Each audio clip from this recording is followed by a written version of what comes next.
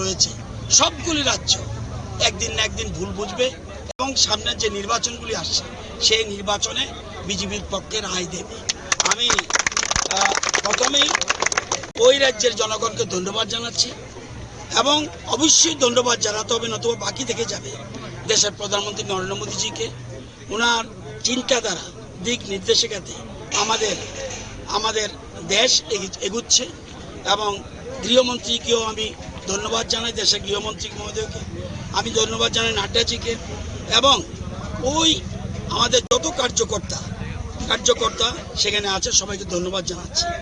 এবং আপনারা জানেন কেজরিওয়াল নিজে হেরেছে, এটা খুব কম রাজ্যে হয়। কেজরিওয়াল উনি একটা বিকল্প সরকারের চিন্তা করেছিল, বিকল্প নীতি, বিজেপির বিরুদ্ধে গিয়ে বিকল্প একটা চিন্তাধারা করে কিছু মানুষকে ভুল বুঝিয়ে একটা এগোনোর চেষ্টা করেছিল। আজকে এটা প্রমাণিত হয়েছে বিজেপির নীতি আসল নীতি, এর বাইরে কোনো নীতি নেই।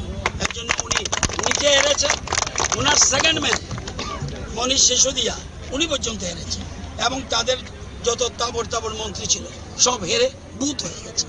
তো সুতরাং এর থেকে আমাদের রাজ্যের সিপিএমরা, আমাদের রাজ্যের কংগ্রেসরা এবং আরও যদি বিরোধী দল থাকে তারা শিক্ষা নেওয়া উচিত। মানুষকে বিভ্রান্ত করে কোনো ভোটে জেতা যায় না, এটা প্রমাণিত সত্য।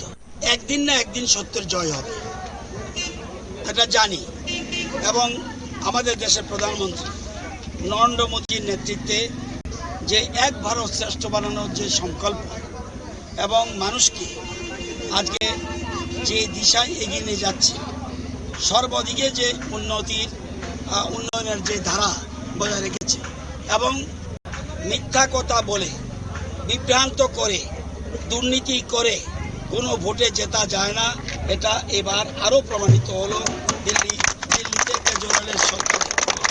আপনারা জানেন যে এটা একদিকে দেশের প্রধানমন্ত্রী নরেন্দ্র মোদীজি এখন শুধুমাত্র এরকম নয়, নরেন্দ্র মোদীজি এবার চিন্তা করেছে একদিকে একদম গরিব, মধ্যবিত্ত, উচ্চবিত্ত সকলের, অর্থাৎ সবকা সাথ সবকা বিকাশ যে চিন্তাধারা, এটার প্রতিফলন এখানে হয়েছে এবং মানুষ মোদীজির প্রতি আরও বেশি বিশ্বাস।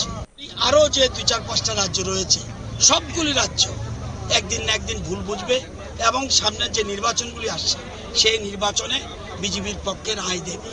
আমি প্রথমেই ওই রাজ্যের জনগণকে ধন্যবাদ জানাচ্ছি এবং অবশ্যই ধন্যবাদ জানাতে হবে, নতুবা বাকি থেকে যাবে দেশের প্রধানমন্ত্রী নরেন্দ্র মোদীজিকে।